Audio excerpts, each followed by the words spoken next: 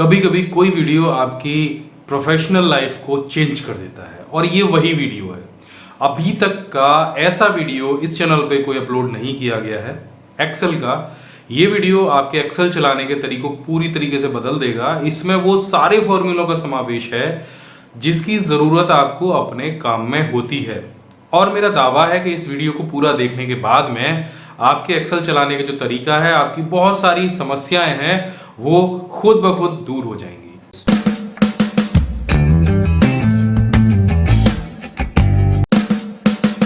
यहां पर आपको मिलने वाले हैं ऐसे ढेर सारे फॉर्मूले, फंक्शंस और टिप्स और ट्रिक्स जिसकी आपको एक्सेल में बहुत ज़रूरत रहती है जब आप लाइव किसी काम को करते हैं। अक्सर करके ऐसा होता है, बहुत सारे काम ऐसे होते हैं कि हमें फॉर्मूले तो पता है और ढेर सारी चीज़ें पता है, लेकिन हमें ये नहीं पता कि यार यहाँ पे ये फॉर्मूला लगाना कौन सा है, किस तरीके से हम इस काम को जल्दी से जल्दी कर पाएंगे। तो ये वीडियो आपके बहुत काम आने वाला, बिल्कुल मिस मत करिएगा, शुरू से लेकर आखिर तक पूरा देखिएगा।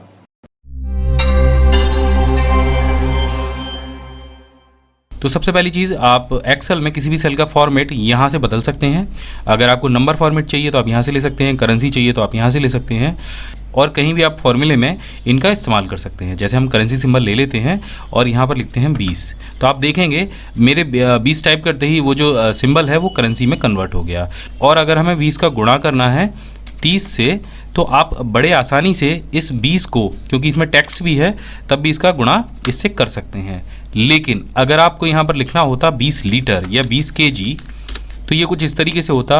और अगर इसका आप गुणा करते 10 से या 20 से, तो यहाँ पर गुणा करते समय आपको इस तरीके का एरर दिखाई देता।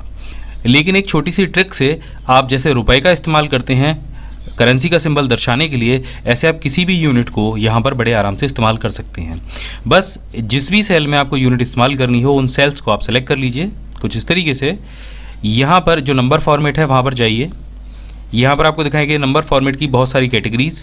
तो आपको जाना है सबसे नीचे कस्टम में। कस्टम में भी आपको बहुत सारी कैटेगरीज़ यहाँ पर दिखाई देंगी। आपको कुछ नहीं करना है, आपको केवल ये जो 0 वाला नंबर है इसको सेलेक्ट करना है, टाइप पे जाना है, एक स्पेस देना है और यहाँ पर डबल कोट लगाना है। डबल कोट में आप वो यूनिट टाइप कर दीजिए जिस भी यूनिट को आप अपने सेल में दिखाना चाहते हैं। तो हम यहाँ पर टाइप कर देते हैं kg को, और डबल कोट दोबारा से बंद कर देते हैं और इसे ओके कर देते हैं। अभी आप देखेंगे यहाँ पर आपको कुछ भी दिखाई नहीं दे रहा है, लेकिन हम जैसे ही यहाँ पर कुछ भी टाइप करेंगे तो आप देखेंगे वो जो अंक है वो kg में या उस यूनिट में कन्वर्ट हो जाएगा। ये देखिए कुछ इस तरीके से। बहुत सारे लोगों को बॉक्स लिखने की ज़रूरत होती है, बहुत सारे लोगों को पैकेट लिखने की ज़रूरत होती है। तो आपको जो भी यूनिट यहाँ पे लिखनी हो आप उसे लिख सकते हैं, और इस यूनिट का आप किसी भी फॉर्मूले में बड़ी आसानी से इस्तेमाल कर सकते हैं। अगर आपको 10 से गुणा करना हो 20 kg का, तो आपको यहाँ पर तीसरे सेल में लगाना है बराबर का निशान, kg वाले सेल को सेलेक्ट करना है, मल्टीप्लाई का निशान लगाना है। यहाँ पर आप स्टार सिंबल का इस्तेमाल कर सकते हैं अपने न्यूमेरिकल कीपैड से। दूसरे सेल को सेलेक्ट कीजिए और एंटर कीजिए। तो देखिए यहाँ पर kg लिखा होने के बावजूद भी ये जो फार्मूला है ये काम कर रहा है। तो अगर आपके पास भी ऐसी ही कोई प्रॉब्लम हो तो आप इस फार्मूले का इस्तेमाल कर सकते हैं।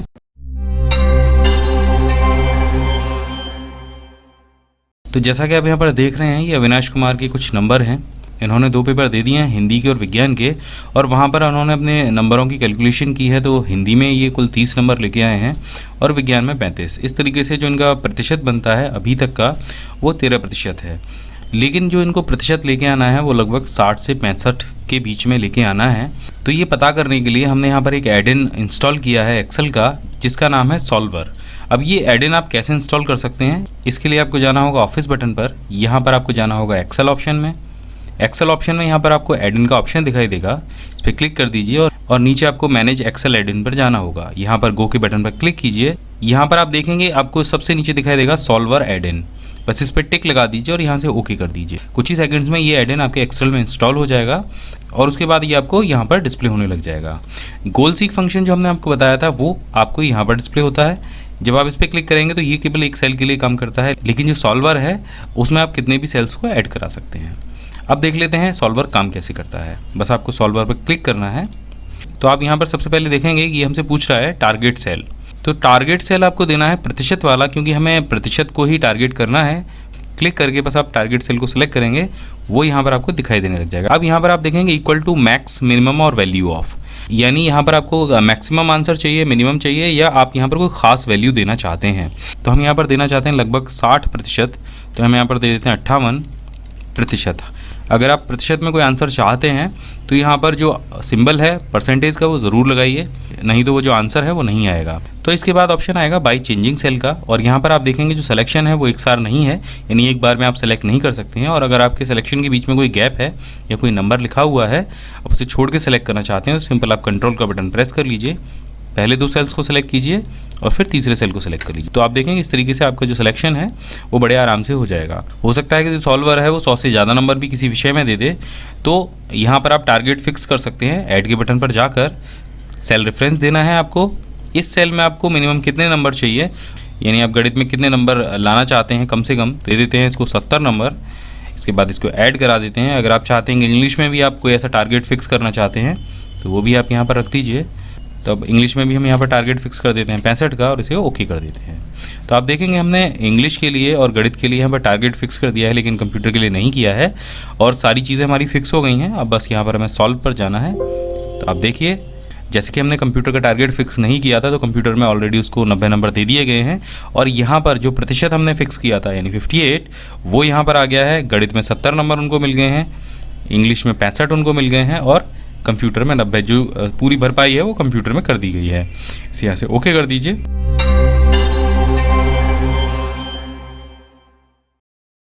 तो जैसा कि आप यहाँ पर देख रहे हैं हमारे पास एक्सेल में ये 2 लिस्ट हैं जिनमें हम कुछ सेम नाम टाइप हुए हैं, लेकिन कुछ नाम में अंतर है। आपके पास हो सकता है इससे लंबी भी लिस्ट हो, क्योंकि इस लिस्ट में केवल 24 नाम हैं। अब अगर इन दोनों लिस्ट को आपसे मैच कराने के लिए बोल दिया जाए तो आप एक एक करके मैच कराएंगे, और ये काम बहुत कठिन हो जाएगा। इस वीडियो में आपको 2 तरीके बताने वाला हूँ कैसे आप अपनी लिस्ट को मैच करा सकते हैं। पहला तरीका है एग्जैक्ट फार्मूले का इस्तेमाल करके आप इन लिस्टों को मैच करा सकते हैं, लेकिन जो एग्जैक्ट फार्मूला है वो केस सेंसिटिव होता है, यानी वो कैपिटल और स्मॉल लेटर को भी कैच करता है। तो अगर आपके पास कोई ऐसी लिस्ट है जहाँ पर आपके पास कैपिटल और स्मॉल लेटर हैं और आप उन्हें मैच कराना चाहते हैं, तो भी आप वहाँ से करा सकते हैं। इसके लिए आपको लगाना है बराबर का निशान, टाइप करना है एग्जैक्ट EXACT और ब्रैकेट ओपन करना है। लेकिन याद रहे ये जो फॉर्मूला है ये केवल 2 कॉलम को ही मैच कराता है, यानी 2 से ज़्यादा फिगर ये नहीं लेगा। अगर आपके पास 3 रो हैं तो उसके लिए एक अलग फार्मूला आपको लगाना पड़ेगा। तो यहाँ पर आपको टेक्स्ट 1 के लिए सेलेक्ट करना है A को, और टेक्स्ट 2 के लिए सेलेक्ट करना है कॉलम B को, और ब्रैकेट को बंद कर देना है। अब ये यहाँ पर मैच कराएगा। अगर आपकी फिगर सेम है तो यहाँ पर लिखा हुआ आएगा ट्रू, अगर आपकी फिगर सेम नहीं है तो यहाँ पर लिखा आएगा फॉल्स। इसको नीचे पकड़ के ड्रैग कर देते हैं। अब देखते हैं कहाँ कहाँ फॉल्स है। यहाँ पर देखेंगे हमने सीता की जगह यहाँ पर सतीश टाइप किया हुआ है, गणेश की जगह रोहित टाइप किया हुआ है, और यहाँ पर भी वही सेम हमने फिगर टाइप की हैं।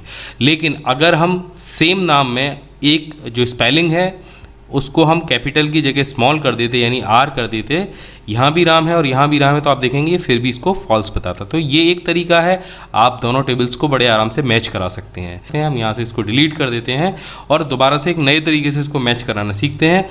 तो यहाँ पर हम सिंपल ये करेंगे कि इन दोनों कॉलम्स को हम सेलेक्ट कर लेंगे कुछ इस तरीके से, और बस हम जाएंगे फाइंड एंड सेलेक्ट वाले ऑप्शन पर। यहाँ पर आपको गो टू स्पेशल का ऑप्शन मिलेगा, इस पर क्लिक कर देंगे। अब आप यहाँ पर देखेंगे इसमें रॉ डिफरेंस वाला ऑप्शन दिया गया है, इस पर टिक करेंगे और इसे यहाँ से ओके करेंगे। अब आप देखेंगे कि वो सेल सेलेक्ट हो गए हैं अपने आप जो पहली वाले जो कॉलम थे उनसे अलग हैं। आप देखेंगे यहाँ पर रोहित सेलेक्ट हो गया है, सतीश सेलेक्ट हो गया है, यहाँ भी ऊपर सतीश सेलेक्ट हो गया है। लेकिन आप ये चीज़ देखेंगे कि ये जो फंक्शन है ये केस सेंसिटिव नहीं है, यानी अगर आपके लेटर स्मॉल और कैपिटल में लिखे हुए हैं तो ये उन्हें नहीं पकड़ेगा, ये केवल टेक्स्ट को लेगा। अगर राम है तो राम से राम को मैच कराएगा, सतीश से सतीश को मैच कराएगा, ना कि ये मैच कराएगा कि ये कैपिटल है या स्मॉल है। अब बहुत सिंपल तरीका है, आप यहाँ से कलर कोडिंग में जाइए और सिलेक्शन के दौरान ही यहाँ से कोई भी एक कलर को सिलेक्ट कर लीजिए। तो आप देखेंगे सारे जो सेल हैं वो येलो कलर से डिस्प्ले होने लग जाएंगे और बड़े आराम से आप पकड़ लेंगे कौन सा सेल सही है और कौन सा गलत है। अगर ये एक से ज़्यादा होते तब उस कंडीशन में ये क्या करता, तो हम जो गलत वाली रो है उसको ले लेते हैं, यहाँ से इसको सेलेक्ट करते हैं और यहाँ पे इसे पेस्ट कर देते हैं। अब ये क्या करेगा कि अब एक से ज़्यादा जो सही होंगे उनको मैच कराएगा और जो तीसरा गलत होगा उसको आपको हाईलाइट कर देगा। तो बस आपको सिंपल इन तीनों को सेलेक्ट करना है कुछ इस तरीके से और जाना है फाइंड एंड सेलेक्ट वाले ऑप्शन पर, यहाँ पर गो टू स्पेशल पर जाना है और यहाँ से दोबारा से रॉ डिफरेंसेस को सेलेक्ट कर लेना है तो आप देखेंगे वो कॉलम सेलेक्ट हो गए हैं जो पहली दोनों रो को मैच करा के अलग से आए हैं, यानी यहाँ पे रोहित 2 बार दिया गया है लेकिन गणेश अलग है तो उसको सेलेक्ट कर लिया गया है। अब इसे आप हाईलाइट करेंगे तो देखिए ठीक इसका उल्टा हो गया, क्योंकि यहाँ पे इसने क्या देखा कि ये दोनों कॉलम सेम है और ये जो है ये अलग है, इसलिए उसने जो पहले वाला सेल था उसको हाईलाइट कर दिया। लेकिन अगर ये कंडीशन 2 होती तो वो दूसरे वाले सेल को हाईलाइट करता। तो अगर आपके पास भी कोई ऐसी लिस्ट है जहाँ आप मैच कराना चाहते हैं दोनों कॉलम्स को, तो आप इन 2 तरीकों का इस्तेमाल कर सकते हैं।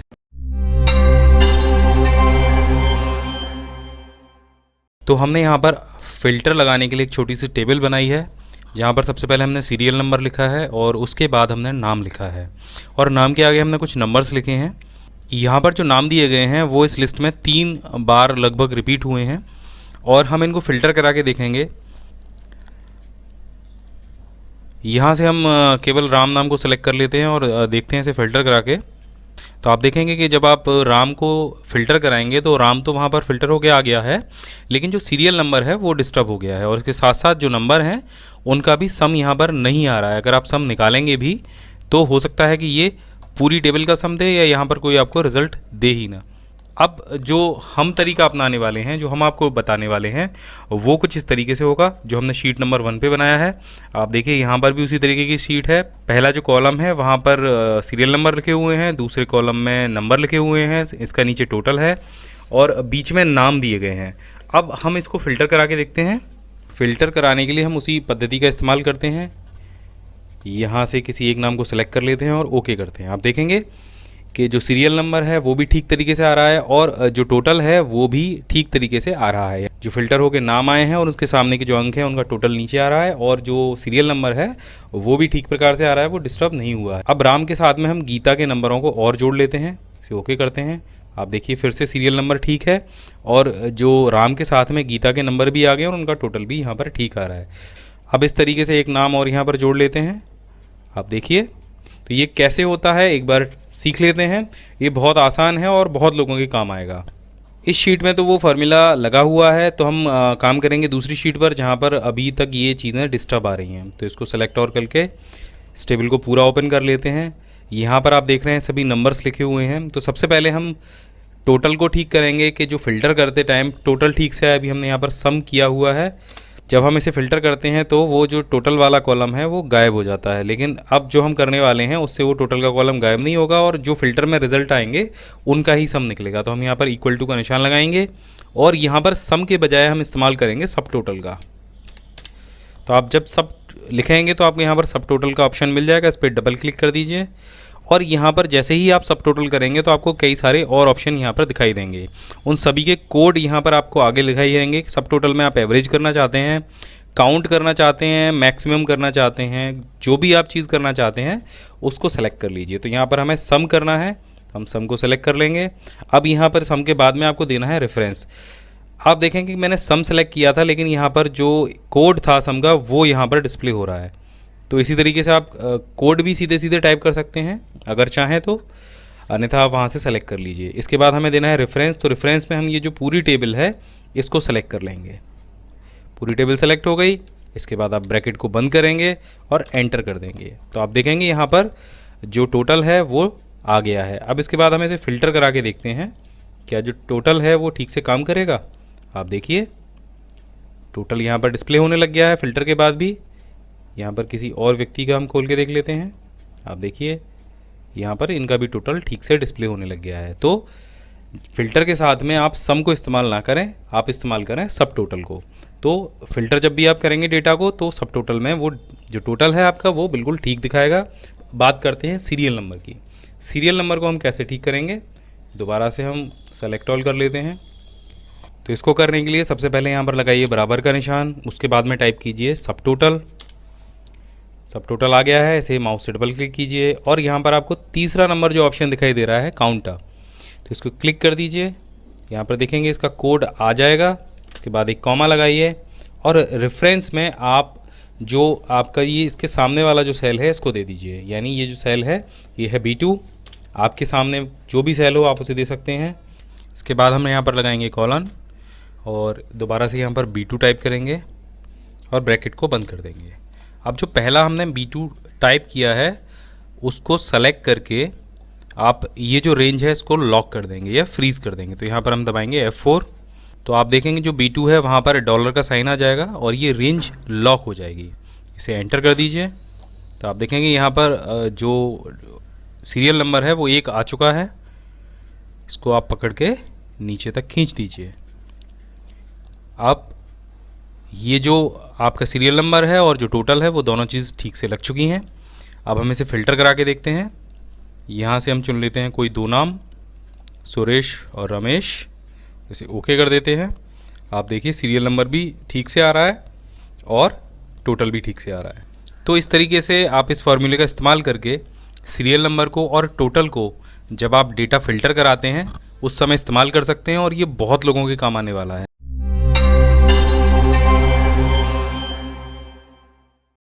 यहाँ पर हमने एक लिस्ट बनाई है। आप देखेंगे कि इस लिस्ट में हमने कुछ नाम टाइप किए हैं। यहाँ पर दिनों के नाम भी हैं और कुछ व्यक्तियों के नाम भी हमने यहाँ पर टाइप किए हैं। लेकिन टाइपिंग करते में हमसे एक गलती हो गई है। यहाँ पर हमने कुछ नाम जो सारे स्मॉल में टाइप किए हैं और कुछ नाम हमने कैपिटल लेटर्स में टाइप किए हैं। आप देखेंगे जैसे ये नाम कैपिटल में है, या कुछ नाम हमने स्मॉल और कैपिटल दोनों मिला के टाइप कर दिए हैं। तो अगर आपने भी कोई ऐसी लिस्ट बना रखी है और आप चाहते हैं कि ये जो सारे नाम हैं ये सभी कैपिटल लेटर्स में कन्वर्ट हो जाएं या सभी नाम स्मॉल लेटर्स में कन्वर्ट हो जाएं, तो एक्सेल में इसको करने के लिए एक फार्मूला है। अगर आप मैनुअली करेंगे तो ये आपको एक एक करके करना पड़ेगा, लेकिन एक्सेल में एक छोटे से फार्मूले को इस्तेमाल करके आप इसको एक बार में ही कैपिटल लेटर्स में कर सकते हैं। तो आइए चलिए फार्मूले को जान लेते हैं। तो मान लीजिए हमको ये लिस्ट जो है कैपिटल लेटर में कन्वर्ट करनी है, यानी सभी को हमें कैप्स में लिखना है। तो हम क्या करेंगे, तो यहाँ पर हम इसके बराबर में बराबर या सामने वाले किसी भी सेल में, आप चाहें कहीं भी इसे कर सकते हैं, किसी भी सेल में बराबर का निशान लगा देंगे और टाइप करेंगे अपर केस। तो जैसे ही आप U दबाएंगे आपको यहाँ पर एक नीचे इंडिकेशन मिल जाएगा कि आपको फार्मूले में टाइप क्या करना है। तो UPPER आप टाइप करेंगे, उसके बाद एक ब्रैकेट लगाएंगे और ब्रैकेट लगाने के बाद आप जिस भी सेल को अपर केस में कन्वर्ट करना चाहते हैं उसे माउस से सेलेक्ट कर लेंगे और इस ब्रैकेट को क्लोज़ कर देंगे। जैसे कि हमने यहाँ पर अपर लिखा और ये जो सेल है ये E2 है, इसके बाद हमने इसको क्लोज़ कर दिया और एंटर करेंगे तो आप देखेंगे कि ये जो यहाँ पर नाम लिखा हुआ था वो ऑलरेडी अपर केस में यानी कैपिटल लेटर्स में कन्वर्ट हो चुका है। तो इसे सेलेक्ट करके आप इसी फार्मूले को नीचे तक खींच देंगे तो आप देखेंगे कि ये सभी नाम जितने हमने इस लिस्ट में टाइप किए हुए हैं वो सभी अपर केस में यानी कि कैपिटल लेटर्स में कन्वर्ट हो चुके हैं। अब चूंकि यहाँ पर हमने ये फार्मूले का इस्तेमाल करके इसको लिखा है, तो इस लिस्ट को आप कहीं भी अगर यूज़ करेंगे तो अगर आप कॉपी पेस्ट करेंगे तो कुछ ऐसा होगा। हमने अगर ये लिस्ट तीसरे शीट पर कॉपी की तो यहाँ पर आपको कुछ भी दिखाई नहीं देगा, क्योंकि यहाँ पर हमने फार्मूले का इस्तेमाल किया था। तो इसको कॉपी पेस्ट करने के लिए सिंपल तरीका है कि आप इसे सेलेक्ट कर लीजिए, कॉपी कर लीजिए और पेस्ट करते समय यहाँ पर ध्यान रखिए कि इसको पेस्ट नहीं, पेस्ट स्पेशल करना है। पेस्ट स्पेशल करने के बाद आप यहाँ पर ये आपको सारे ऑप्शन दिखाई देंगे, तो आपको यहाँ पर सेलेक्ट करना है वैल्यू को और ओके कर देना है। तो आप देखेंगे ये जो हमने अभी सभी जितने भी लिस्ट है वो कन्वर्ट की है वो सभी कैप्स में और टेक्स्ट में कन्वर्ट होकर आपके पास आ जाएगी। अब इस लिस्ट का आप कहीं भी इस्तेमाल कर सकते हैं। तो ये था तरीका जो है स्मॉल लेटर्स को कैपिटल लेटर्स में कन्वर्ट करने का। लेकिन अगर आपके पास कैपिटल लेटर्स हैं और आप उसे स्मॉल लेटर में कन्वर्ट करना चाहते हैं तो आपको क्या करना होगा, तो सिंपल आपको करना ये होगा कि आपको लिखना होगा लोअर केस। यहाँ पर आप देखेंगे लोअर लिखा हुआ है और सेम वही तरीका आप यहाँ पर अपनाएंगे। इसको सेल को सेलेक्ट कर लेंगे और ब्रैकेट को बंद कर देंगे। तो आप देखेंगे कि ये जो पूरी लिस्ट है वो स्मॉल लेटर्स में कन्वर्ट हो जाएगी, यानी लोअर केस में कन्वर्ट हो जाएगी। तो यहाँ पर हमने अभी 2 फार्मूले लिए हैं। पहला लिया है कि आप कैपिटल लेटर्स में कैसे कन्वर्ट करेंगे और दूसरा स्मॉल लेटर्स में अपने किसी भी टेक्स्ट को कैसे कन्वर्ट करेंगे। अगला फार्मूला है हमारा कि जब आप कहीं पर मल्टीप्लाई करते हैं या डिवाइड करते हैं तो कुछ डिजिट जो हैं आपके वो दशमलव के बाद में आ जाते हैं। तो आइए जानते हैं कि उनको कैसे हम राउंड फिगर में लेंगे। आप देखेंगे कि हमने यहाँ पे एक छोटी सी टेबल ली है। हमने कुछ अंक यहाँ पर लिखे हैं और कुछ यहाँ पर लिखे हैं। हमने किया है ये है कि हमने इस धनराशि में या इस अंक में 7 का भाग दिया है और जिससे हमें ये रिज़ल्ट मिला है। लेकिन हम ये चाहते हैं कि ये जो हमारा रिज़ल्ट है ये राउंड फिगर में आए, यानी कि या तो 363 आए या 364 आए। ये पॉइंट में हमें फिगर नहीं चाहिए। पॉइंट में फिगर अक्सर करके बहुत सारे लोगों को परेशानी होती है जोड़ने में, घटाने में। कहीं आप सम करते हैं तो फिगर में अंतर आता है। तो उसको राउंड में करने के लिए आपको सिंपल ये करना है कि आपको यहाँ पर बराबर का निशान लगाना है और यहाँ पर टाइप करना है राउंड, और इसके बाद में एक ब्रैकेट लगाना है। ब्रैकेट लगाने के बाद आप जिस भी सेल को राउंड फिगर में लेना चाहते हैं उसको सेलेक्ट कर लीजिए और कॉमा लगाकर 0 लिख दीजिए और ब्रैकेट को बंद कर दीजिए। ऐसा करने से ये जो फिगर है ये अपने आप राउंड फिगर में कन्वर्ट होकर आपके पास यहाँ पर आ जाएगी, और इसको आप सिंपल फॉर्मूले को नीचे तक पकड़ के खींच दीजिए। आपकी जो सभी फिगर हैं वो अपने आप राउंड फिगर में कन्वर्ट हो जाएंगी। जब हम इसको टोटल करके देखेंगे तो देखिए टोटल में अंतर है, यानी ये जो टोटल है ये टोटल राउंड फिगर में नहीं है और ये जो टोटल है ये राउंड फिगर में है। अब आप इसका कहीं भी अगर इस्तेमाल करेंगे तो आपके हिसाब किताब में कहीं भी गड़बड़ी नहीं होगी।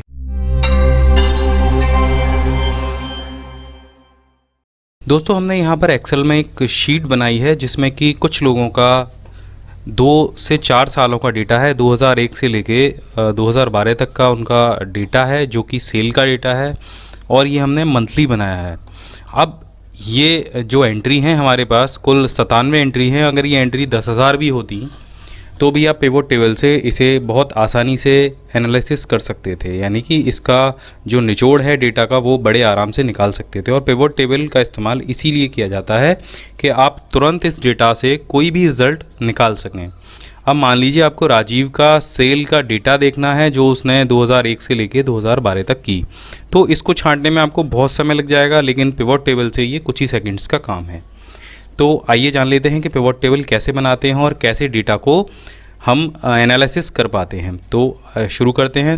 पिवोट टेबल बनाने के लिए आपको अपनी जो टेबल है वो आपको सेलेक्ट करनी होगी, और टेबल के ऊपर एक बात ध्यान रखिए, आपको ये जो हेडर है ये आपको ज़रूर बनाना है कि कौन सा जो कॉलम है वो किस चीज़ के लिए आप बना रहे हैं। जैसे यहाँ पर हमने जो साल लिखे हैं उसके नीचे ऊपर हमने साल लिख दिया है, ऐसे आप वर्ष भी लिख सकते थे। ये हिंदी और इंग्लिश दोनों में बन सकता है। तो फ़िलहाल हमने यहाँ पर हिंदी के लिए यूनिकोड फ़ॉन्ट का इस्तेमाल किया है, तो उसी हिसाब से ये इसको शॉर्ट भी कराएगा, यानी हिंदी फ़ॉन्ट के हिसाब से ये शॉर्ट करेगा इसको, तो जिसमें हमें कोई दिक्कत नहीं आएगी। अभी आप देखिए यहाँ पर साल लिखा है, यहाँ पर नाम लिखा है हमने, यहाँ पर माह लिखा है और ये सेल है। तो हम इसे पूरे को सेलेक्ट कर लेंगे लास्ट तक, और सेलेक्ट करने के बाद आप यहाँ पर जाएंगे इंसर्ट में। इंसर्ट में यहाँ पर आपको पिवोट टेबल का ऑप्शन दिखाई देगा, इस पर क्लिक कर दीजिए। जब आप इसे क्लिक करेंगे तो यहाँ पर एक डायलॉग बॉक्स आएगा। तो यहाँ पर हमने इसे रेंज तो पहले ही दे रखा है। अब choose where you want to pivot table report to be placed, यानी आप पिवोट टेबल की रिपोर्ट कहाँ पर जनरेट करना चाहते हैं। उसके लिए यहाँ पर 2 ऑप्शन दिए गए हैं, एक है न्यू वर्कशीट का ऑप्शन और एक एक्सटेंड वर्कशीट का ऑप्शन है। यानी कि आप इसी वर्कशीट पर अगर पिवोट टेबल की रिपोर्ट को देखना चाहते हैं तो इस ऑप्शन को इस्तेमाल कीजिए। जब इस पर टिक करेंगे तो आपको यहाँ पर इसे लोकेशन देनी होगी। लोकेशन आप किसी भी सेल में क्लिक करके उसे दे सकते हैं। जैसे मुझे यहाँ पर रिज़ल्ट चाहिए तो मैंने इसको यहाँ पर लोकेशन दे दिया और इसे ओके कर दिया। अब आप देखेंगे यहाँ पर एक पिक्चर जनरेट हो जाएगी, लेकिन अभी यहाँ पर कोई रिज़ल्ट नहीं आ रहा है। लेकिन इस पर क्लिक करने पर आप साइड में फील्ड लिस्ट को भी देखेंगे। हमारे पास आप देखेंगे कि टोटल 4 फील्ड हैं, यानी कि साल है, नाम है, माह है, सेल है। इसी तरीके से यहाँ पर 4 फील्ड आ गए। अब इसके हिसाब से हम रिपोर्ट कैसे जनरेट करेंगे ये थोड़ा सा आपको समझना होगा।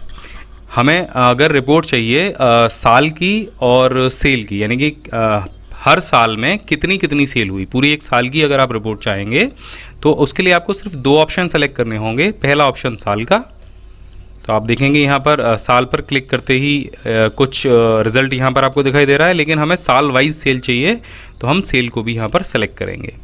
जब हम इन दोनों वैल्यूज़ को सेलेक्ट करेंगे तो आप देखेंगे कि जो नंबर वाली सारी वैल्यू हैं वो जो है यहाँ पर आपको दिखाई देने लग जाएंगी। ये जो है डेटा फील्ड्स हैं। तो साल का जो फील्ड है वो हमें सम नहीं करना है, हमें केवल सेल का फील्ड सम करना है। तो साल वाले फील्ड को उठा के हम रॉ लेवल में ले जाएंगे। ऐसा करते ही साल जो है वो सम नहीं होगी, यानी कि जोड़ी नहीं जाएगी, और जो सेल की वैल्यू है वो जोड़ी जाएगी। ये जो फील्ड है जहाँ पर आप देख रहे हैं वैल्यू, ये जोड़ घटाव गुणा भाग करने के लिए है।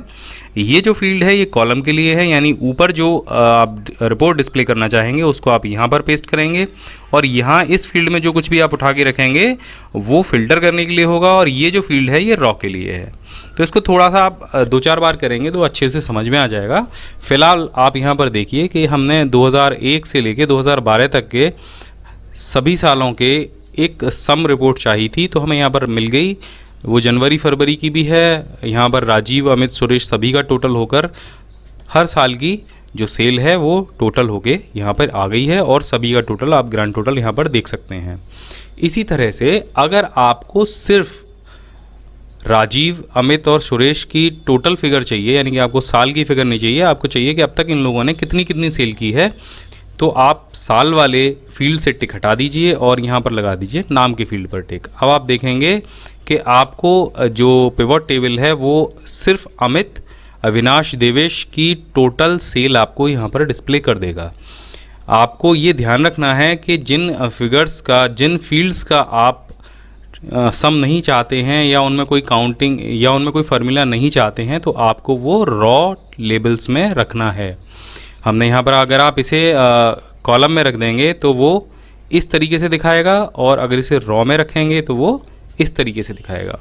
इसी तरह से आप मंथली अगर चाहते हैं कि टोटल जनवरी के महीने में हमारी कितनी सेल हुई है, मार्च के महीने में हमारी कितनी सेल हुई है, तो वो इसको इस तरीके से डिस्प्ले करेगा। आप देखेंगे टोटल अक्टूबर की सेल, टोटल अगस्त की सेल, तो यहाँ पर जो पिवट टेबल है वो इसको इस तरीके से डिस्प्ले करेगा। अब आप चाहते हैं कि मुझे केवल अक्टूबर की सेल चाहिए, तो आप यहाँ पर ये फील्ड देख रहे हैं, ये सेम जो हमने पहले फ़िल्टर आपको दिखाया था उसी तरीके से काम करता है। तो यहाँ पर आप अपने हिसाब से उन महीनों को सेलेक्ट कर सकते हैं जिन महीने की आपको रिपोर्ट चाहिए। तो आपको अगर अक्टूबर और अगस्त की रिपोर्ट चाहिए तो इसे सेलेक्ट करके ओके कर दीजिए। आपको यहाँ पर केवल अक्टूबर और अगस्त की रिपोर्ट दिखाई दे जाएगी। सेलेक्ट ऑल करेंगे तो सभी महीनों की रिपोर्ट आ जाएगी। अब इसमें एक ऑप्शन और भी है, अगर आप चाहते हैं कि आपको केवल देवेश या अविनाश की ही रिपोर्ट चाहिए और वो भी सभी महीनों की, तो ये कैसे पॉसिबल है? तो ये इस तरीके से पॉसिबल है कि आप नाम को भी सिलेक्ट करेंगे और नाम को उठा के आप रिपोर्ट फ़िल्टर में ले जाएंगे। जब आप रिपोर्ट फ़िल्टर में नाम को ले जाएंगे तो ये नाम है वो आपको ऊपर दिखाई देने लग जाएगा। अब यहाँ पर आपको सभी नाम दिखाई दे रहे होंगे। यहाँ पर केवल आप अमित को सेलेक्ट कर लीजिए और ओके कर दीजिए, या जिस भी नाम की आपको रिपोर्ट चाहिए उसको ओके कर दीजिए। अब ये जो रिपोर्ट आपको यहाँ पर दिखाई दे रही है, ये रिपोर्ट है केवल अमित की। अमित ने हर जिन सालों में अक्टूबर में, नवंबर में, दिसंबर में जो सेल की है वो आपको यहाँ पर डिस्प्ले हो जाएगी। इसी तरीके से यही रिपोर्ट अगर आपको साल वाइज चाहिए तो आप यहाँ से महीने को हटा दीजिए और साल को सेलेक्ट कर लीजिए, और साल को उठाकर यहाँ पर जो सम में दिखा रहा है उसको लेवल रॉ में ले जाइए। अगर आप महीने को चाहते हैं तो महीने को आप कॉलम में डिस्प्ले कर सकते हैं। आप देखिए इस तरीके से इनकी सेल यहाँ पर डिस्प्ले हो जाएगी। इन्होंने जनवरी में सेल की है, इन्होंने यहाँ पर फरवरी में सेल की है, इस तरीके से ये सेल डिस्प्ले होने लग जाएगी। तो पिवट टेबल से आप अपना मनचाहा रिजल्ट ले सकते हैं। ये आपके ऊपर डिपेंड करता है कि आप किस प्रकार की रिपोर्ट जनरेट करना चाहते हैं। अब बात आती है पिवट टेबल को डिलीट करने की। आप इस टेबल को डिलीट कैसे करेंगे? तो डिलीट करने के लिए सिंपल आप टेबल पर क्लिक करेंगे कहीं भी, आपको यहाँ पर रिबन में ये जो पिवट टेबल टूल्स दिखाई दे जाएंगे, यहाँ ऑप्शन पर जाइए और यहाँ पर आपको एक सेलेक्ट का ऑप्शन दिखाई देगा, इस पर क्लिक कीजिए। यहाँ पर ऑप्शन दिखाई देगा आपको एंटायर पिवट टेबल, इस पर सेलेक्ट कर लीजिए। तो ये जो टेबल है ये पूरी सेलेक्ट हो जाएगी और बस आपको अपने कीबोर्ड से डिलीट का बटन दबाना है, तो पिवट टेबल डिलीट हो जाएगी। वीलुकअप फॉर्मूले को बताने के लिए हमने यहाँ पर एक टेबल बनाई हुई है और हम इस फॉर्मूले का यूज़ कैसे करते हैं ये सीखेंगे। तो आप देखेंगे कि इस टेबल में कुछ नाम हैं, उनके जेंडर दिए गए हैं, यहाँ पर एज दी गई है और उनका इंटरेस्ट हमने यहाँ पर लिखा हुआ है। वीलुकअप फॉर्मूला एक तरीके से फ़िल्टर की तरह काम करता है। आप अगर कोई फिगर वहाँ पर लिखेंगे तो वो एग्जैक्टली उसके सामने वाले रॉ के पूरे रिजल्ट आपको उठाकर दे देगा। तो ये काफ़ी जगह इस्तेमाल किया जाता है। तो पहले देख लेते हैं ये लगाया कैसे जाता है। तो वीलुकअप फॉर्मूले के लिए हम सबसे पहले वही इक्वल टू का साइन लगाएंगे और यहाँ पर टाइप करेंगे वीलुकअप।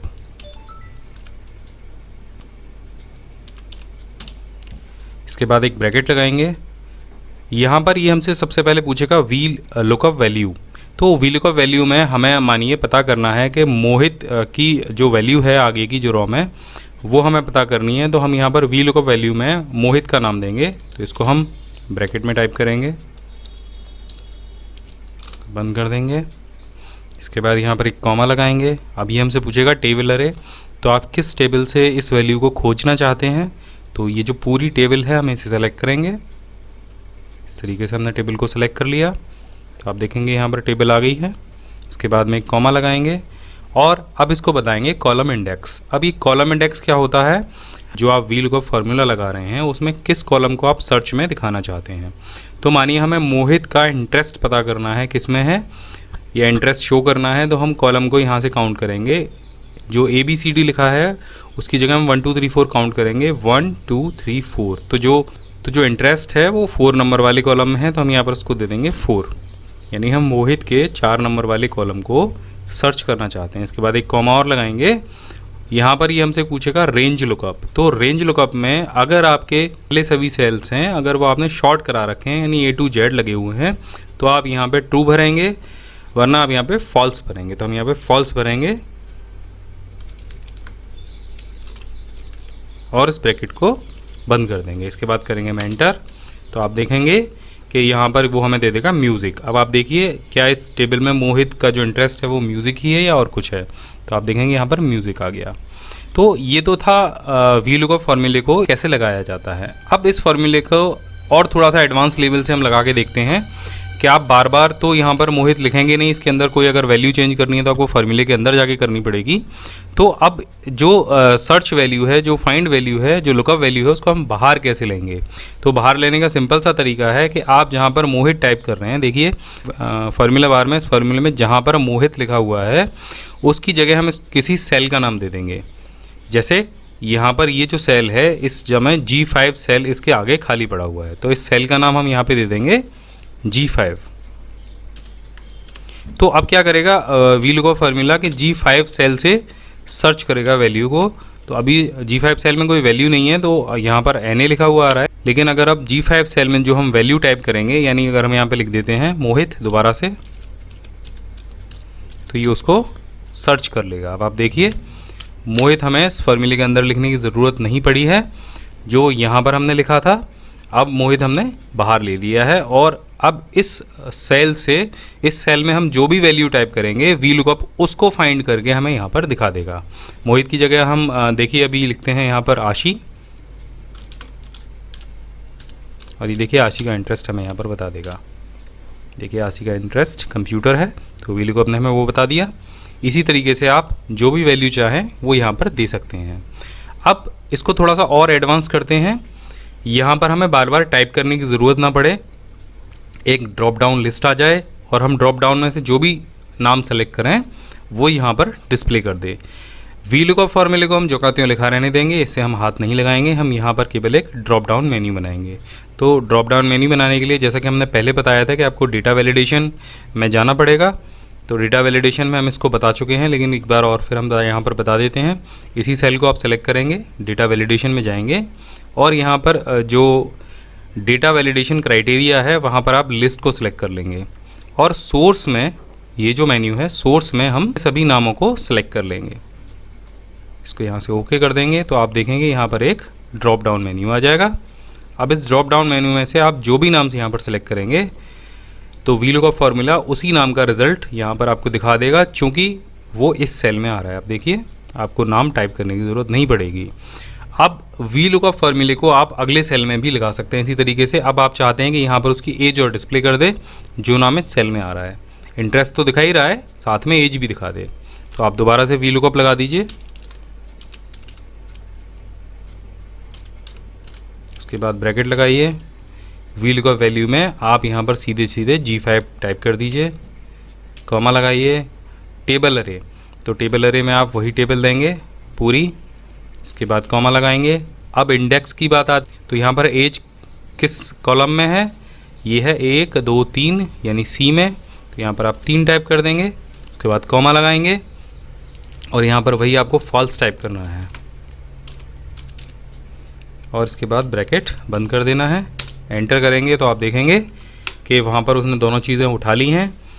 यानी इसमें इस सेल में उसने इंटरेस्ट ले लिया है और इस सेल में उसने एज ले ली है। अब यहाँ से आके उसको चेक कर सकते हैं। ये देखिए यहाँ पे 25 है और यहाँ कंप्यूटर लिखा हुआ है। इसके बाद आप अगर कोई भी नाम और सेलेक्ट करेंगे तो बदल जाएगा। एक कॉलम और इंसर्ट कर देते हैं, देखिए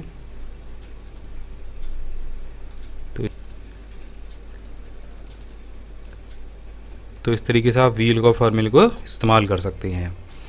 तो इस वीडियो में हमने कोशिश की है कि आपको बहुत सिंपल तरीके से VLOOKUP फॉर्मूले के बारे में बताएं कि इसे कैसे लगाया जाता है, कैसे इससे कोई भी रॉ का रिज़ल्ट जो है सर्च किया जाता है। आप कितनी भी बार इस रॉ में इस फॉर्मूले को लगा सकते हैं और ज़रूरी नहीं है कि ये फिगर्स आपको आमने सामने रखनी हो। इस फिगर को आप ऊपर नीचे भी रख सकते हैं इस तरीके से। देखिए यहाँ पर हम देखेंगे कि यहाँ पर भी वो आपको सर्च करके दिखा देगा।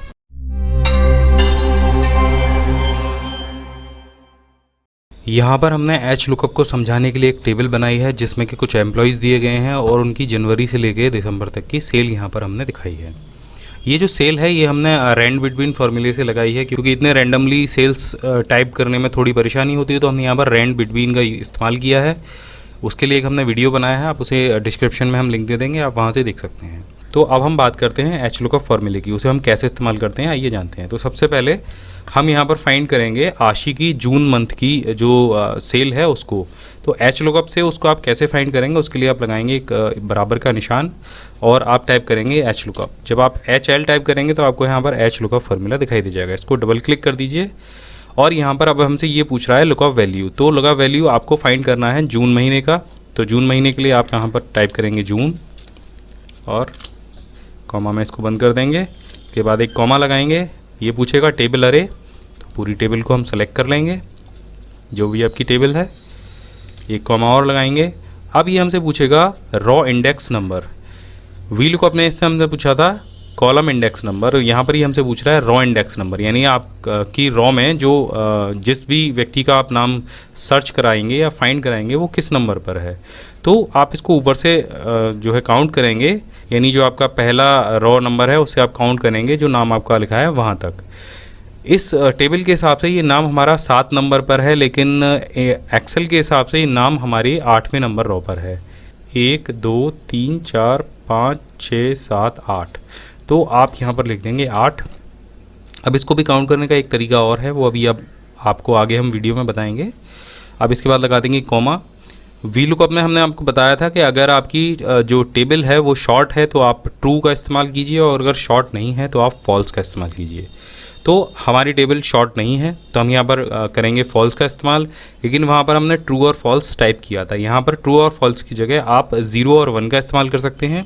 0 फॉल्स के लिए है और 1 ट्रू के लिए है। तो यहाँ पर हम इस्तेमाल करेंगे 0 का जो कि फॉल्स के लिए है और इसको कर देंगे ब्रैकेट बंद और एंटर करेंगे। तो अब ये जो फिगर है ये है आशी की जून मंथ की। आप देखेंगे यहाँ पर जून मंथ की जो फिगर है वो 27,168 है और यहाँ पर आप देखिए HLOOKUP ने इसे फाइंड कर दिया है 27,168। अब ये फॉर्मूला थोड़ा सा हम और एडवांस कर लेते हैं कि ना तो हमें जून सेलेक्ट करना पड़े और ना ही हमें बार बार कॉलम इंडेक्स को बदलना पड़े फॉर्मूले के अंदर, इसे हम बाहर से ही बदल दें। तो यहाँ पर हम दोबारा से एक नया फार्मूला लगाएंगे, टाइप करेंगे इक्वल टू का निशान HL, इसको डबल क्लिक करेंगे और यहाँ पर देंगे लुकअप वैल्यू। तो लुकअप वैल्यू के लिए जहाँ पर हमने जून टाइप किया था हम यहाँ पर एक सेल को सेलेक्ट कर लेंगे जिसमें हम जून मंथ को ले लेंगे। टाइप करने के लिए हम कोई भी महीना निकालना चाहें उसको टाइप कर सकते हैं। इसके बाद कॉमा लगाएंगे। टेबल अरे में हम पूरी टेबल को सेलेक्ट कर लेंगे। इसके बाद फिर से कॉमा लगाएंगे और रॉ इंडेक्स कॉलम के लिए भी हम यहाँ पर एक सेल को सेलेक्ट कर लेंगे। पहले आपने ये जो सेल था वो सेलेक्ट किया था E19, इसके बाद में हम यहाँ इस सेल को सेलेक्ट कर लेंगे E20 को। ये हमारा जो सेल है वो रॉ इंडेक्स नंबर के लिए है। अब इसके बाद में हम यहाँ पर ट्रू और फॉल्स के लिए 0 ही भरेंगे। आप 0 भर सकते हैं या फॉल्स लिख सकते हैं और इसे एंटर कर देंगे। अब यहाँ पर कोई रिज़ल्ट नहीं आया है, लेकिन अभी हम टाइप करते हैं यहाँ पर जून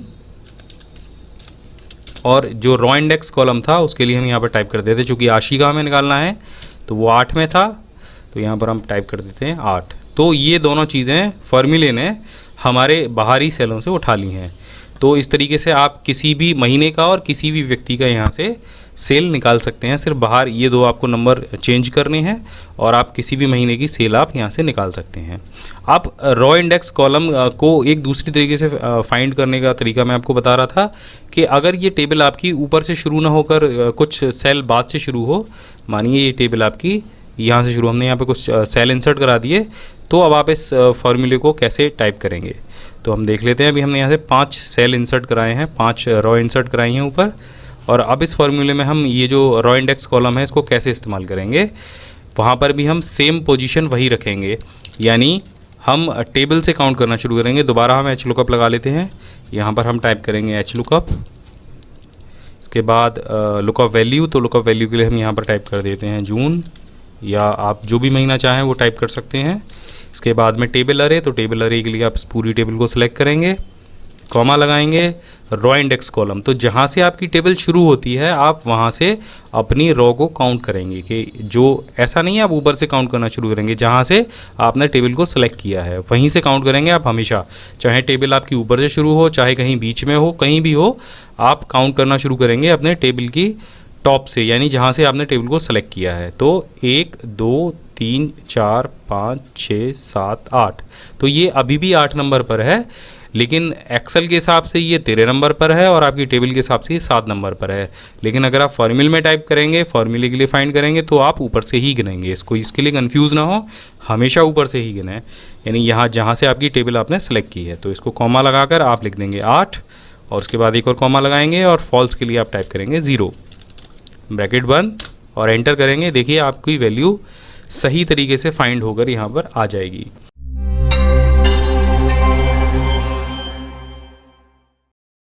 मैक्रो रिकॉर्ड करने के लिए आपको रिबन में डेवलपर टैब को अनेबल करना होगा, और इसको अनेबल करने के लिए आपको जाना होगा ऑफिस बटन पर, और यहाँ पर जाना होगा आपको एक्सेल ऑप्शन में।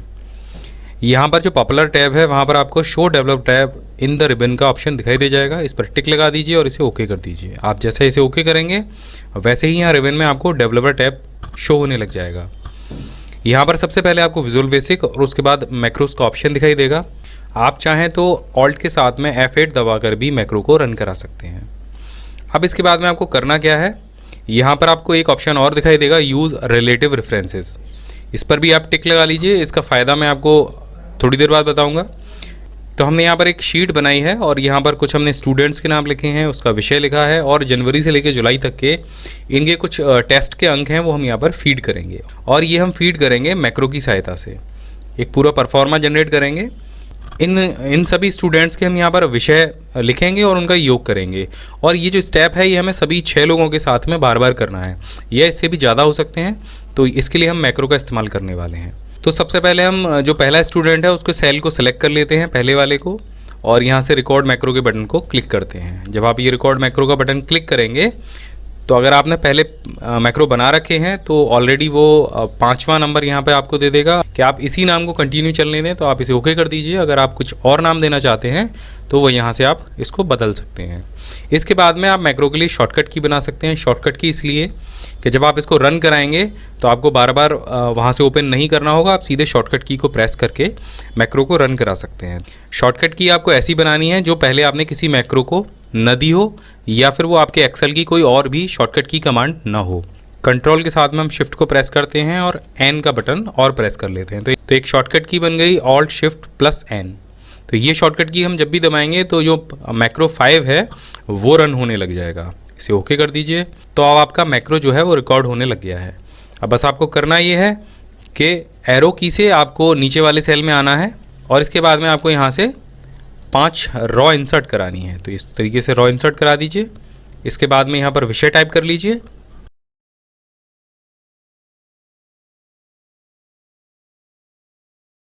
तो आप देखेंगे हमने यहाँ पर विषय भी टाइप कर लिए हैं और यहाँ पर नीचे इनका योग भी लिख दिया है। अब इन सभी जो विषय हैं उन सभी का हम योग कर लेते हैं ऑटोसम के द्वारा। यहाँ पर अब ऑटोसम भी लगा देते हैं। ये देखिए हमने ऑटोसम लगा दिया और इसे यहाँ से ड्रैग करके हमें पूरे सेल में खींच दिया इसको।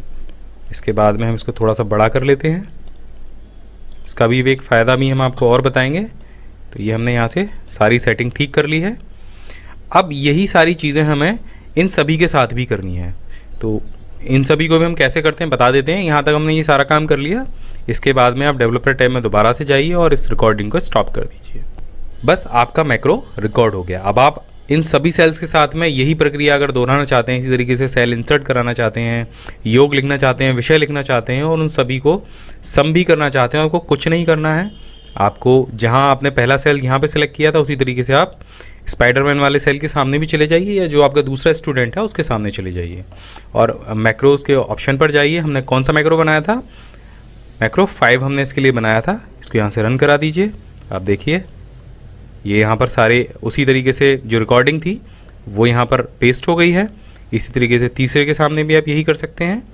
ये देखिए ये भी हो गया। इसी तरीके से चौथे के लिए भी आप ये कर सकते हैं, ये भी हो गया। पांचवें के लिए भी आप यही कर सकते हैं, यहाँ ये भी हो गया। और अगर आप चाहते हैं कि आपको बार बार मैक्रोस ना खोलना पड़े तो आप शॉर्टकट की का इस्तेमाल कीजिए।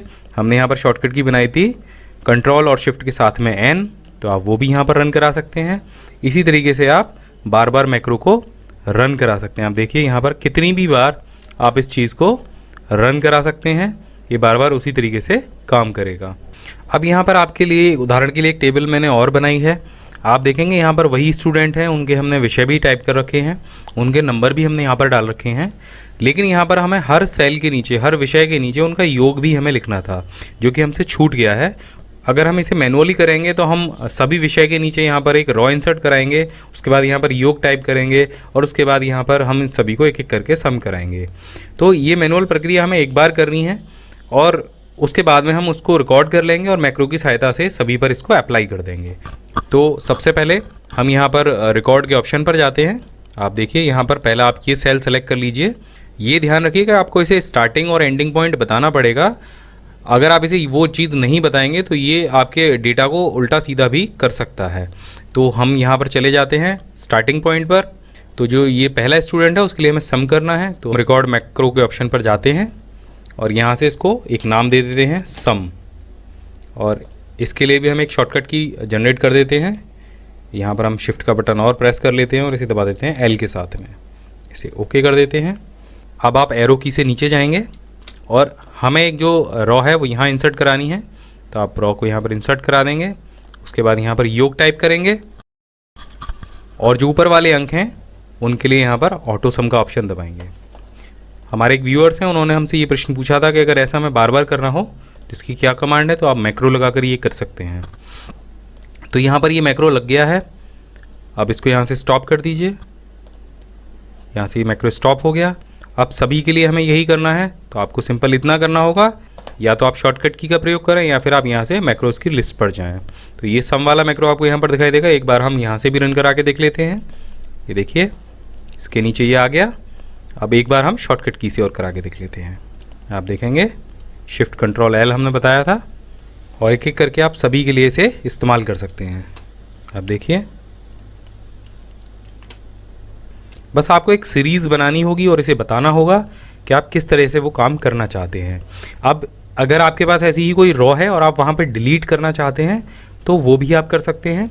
डिलीट करना है या कोई रॉ इंसर्ट कराना है तो आपको उसे सीरीज़ बताना होगा कि इस सीरीज़ में आपको चलना है और काम करना है। अब आता है नंबर यूज़ रिलेटिव रेफरेंस का। तो इसका अर्थ ये है अगर आप इसे नहीं दबाएंगे तो ये हर बार पहले ही सेल से उस मैक्रो को रन करेगा। इसको यहाँ से हटा के देख लेते हैं और एक बार कोई मैक्रो हम रिकॉर्ड करते हैं। यहाँ से हमने मैक्रो 7 रिकॉर्ड किया, तो यहाँ से आप देखिए हम यहाँ पर एक रॉ इंसर्ट करा देते हैं और मैक्रो को स्टॉप कर देते हैं। अगली बार हम मैक्रो 7 को जब रन कराएंगे और हम चाहते हैं कि वो दूसरे नंबर वाले स्टूडेंट के अंग्रेजी विषय के नीचे एक रॉ इंसर्ट करे, तो वो इसको नहीं कर पाएगा।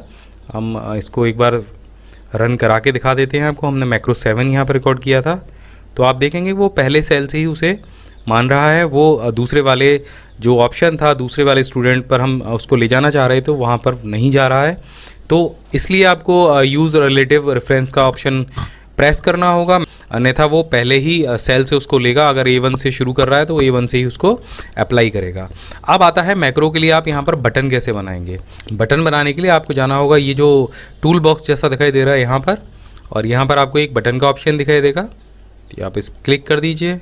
कहीं भी इस बटन को क्रिएट कर लीजिए और यहाँ जैसे ही आप बटन क्रिएट करेंगे आपको सभी मैक्रोज़ की लिस्ट मिल जाएगी। तो हमें ये सम वाला मैक्रो जो है उसके लिए बटन बनाना है। आप इसे क्लिक करके ओके कर दीजिए, और अगली बार जब आप इस पर क्लिक करेंगे तो आप कर्सर यहाँ पर रख लीजिए, तो आप देखिए वो मैक्रो इस बटन को प्रेस करने से ही काम करने लग जाएगा। तो इस तरीके से आप अपने मैक्रो के लिए बटन भी बना सकते हैं।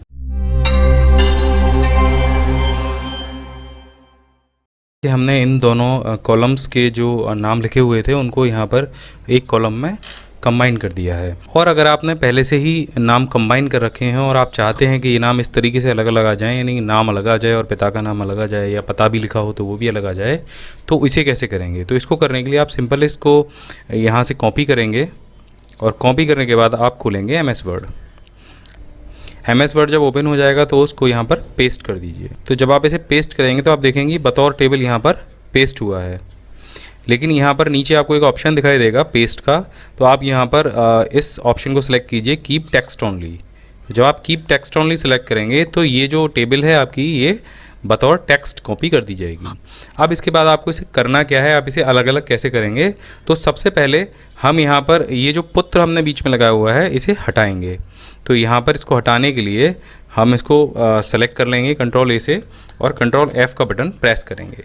अब यहाँ पर रिप्लेस वाले ऑप्शन पर चले जाएंगे और जहाँ पर आपने ये जो पुत्र लिखा है इसको सेलेक्ट कर लेंगे। देखिए रिप्लेस में हमने पुत्र को पेस्ट कर दिया और पुत्र की जगह पर हम यहाँ पर डैश का ऑप्शन लगाएंगे। आप देखिए यहाँ पर डैश लगा दिया है हमने और इसे रिप्लेस ऑल कर देंगे। तो आप देखेंगे जितनी जगह पुत्र लिखा हुआ था वो सभी जगह से रिप्लेस हो गया, सिवाय इसको छोड़ के। तो इसको या तो आप मैनुअली कर सकते हैं, अगर फीमेल्स ज़्यादा हैं तो आप उनको रिप्लेस कमांड से ही चेंज कर सकते हैं। अब देखेंगे आप यहाँ पर पुत्र लिखा हुआ था वहाँ सभी जगह पर डैश आ गया है। अब आपको सिंपल करना ये है कि आप इस टेक्स्ट को सेलेक्ट कीजिए और टेक्स्ट को सेलेक्ट करने के बाद आप जाइए इंसर्ट में। इंसर्ट में जाने के बाद टेबल पर क्लिक कीजिए और यहाँ पर आपको एक ऑप्शन दिखाई देगा कन्वर्ट टेक्स्ट टू टेबल, इस पर टिक लगा दीजिए। यहाँ पर आपको दिखाई देगा ऑप्शन नंबर ऑफ़ कॉलम्स, तो वो ऑलरेडी ऑटोमेटिक सेलेक्ट कर लिया जाएगा 2। आपकी रो हैं 11 और यहाँ पर आपको सेलेक्ट करना है फिक्स कॉलम विड्थ, यहाँ पर उसको ऑटो रखना है। और इसके बाद यहाँ पर ये पूछा जाएगा कि आप जो टेबल बनाने वाले हैं उसको डिवाइड कैसे करेंगे, कॉमा से करेंगे, टैब से करेंगे या किसी अदर ऑप्शन से करेंगे। तो हमने यहाँ पर जो एक डैश लगाया था हमने अदर ऑप्शन में उसको डैश को ले लिया है, या आप इसकी जगह और कोई भी ले सकते हैं, लेकिन यहाँ पर डैश सभी में कॉमन है तो आप यहाँ पर डैश ले लेंगे। इसके बाद जैसे ही आप इसे ओके करेंगे तो आप देखेंगे कि आपका जो टेक्स्ट था वो दोनों अलग अलग हो गए हैं, यानी कि आपने टेक्स्ट को टेबल में कन्वर्ट कर लिया है। इसी तरीके से आप टेबल को भी टेक्स्ट में कन्वर्ट कर सकते हैं, ये दोनों तरीके से हो सकता है। अब आप जैसे चाहें वैसे इसे आगे पीछे कर सकते हैं या उठाकर MS एक्सेल में भी ले जा सकते हैं। तो यहाँ से इसे MS एक्सेल में ले जाने के लिए सिंपल आपको इसे कॉपी करना है और MS एक्सेल में जाने के बाद आपको सिंपल इसे पेस्ट करना है। तो आप जब देखेंगे जब इसे पेस्ट करेंगे आपके सारे नाम उन कॉलम्स में अपने आप आ जाएंगे। अब आप कॉलम विड्थ और कॉलम हाइट को अपने हिसाब से चेंज कर सकते हैं। तो ये एक बहुत यूज़फुल ऑप्शन है टेक्स्ट को टेबल में कन्वर्ट करना और टेबल को टेक्स्ट में कन्वर्ट करना। एक बार हम और बता देते हैं कि यहाँ पर जो टेबल है उसे टेक्स्ट में कैसे कन्वर्ट करते हैं। आपको टेबल को सेलेक्ट करना है, चाहे तो आप इस प्लस के आइकन पर क्लिक कर इसे सेलेक्ट कर सकते हैं या फिर आप मैनुअली भी इसको सेलेक्ट कर सकते हैं। सेलेक्ट करने के बाद आपको जाना है लेआउट में और लेआउट में सबसे लास्ट में आपको एक ऑप्शन दिखाई देगा कन्वर्ट टू टेक्स्ट, इस पर क्लिक कीजिए। आप चाहें तो टैब मार्क लगा सकते हैं, आप चाहे कॉमा लगा सकते हैं और अदर ऑप्शन के तौर पर आप कोई भी मार्क यहाँ पर लगा सकते हैं। इसे ओके कर दीजिए और आप देखेंगे कि आपका टेबल दोबारा से टेक्स्ट में कन्वर्ट हो गया है। अब बात रही कि इसको अपने हिसाब से चेंज करने की, तो आप यहाँ पर डैश की जगह कोई भी टेक्स्ट फाइंड और रिप्लेस ऑप्शन से रिप्लेस भी कर सकते हैं।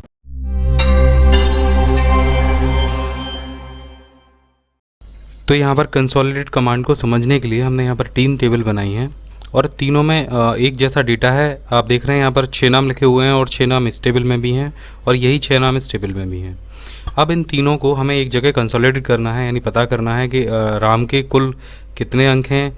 तो हम इसे कैसे कंसोलिडेट करेंगे, इसका बहुत सिंपल सा फार्मूला है। आपको जाना होगा मेन्यू बार में, यहाँ पर डाटा में, यहाँ पर आपको डाटा टूल्स में कंसोलिडेट का ऑप्शन दिखाई देगा, इस पर क्लिक कर दीजिए। आप देखेंगे यहाँ पे सबसे ऊपर दिए गए हैं फंक्शंस, जिसमें सम है, काउंट है, एवरेज है, मैक्स है, मिनिमम है। आप जो भी फंक्शन इस्तेमाल करना चाहते हैं उसे सेलेक्ट कर लीजिए। तो हम यहाँ पर सम करना चाहेंगे, हम चाहेंगे कि जो राम इन तीनों टेबल्स में है उसका एक जगह सम होकर आ जाए। तो यहाँ से सम को सेलेक्ट कर लीजिए।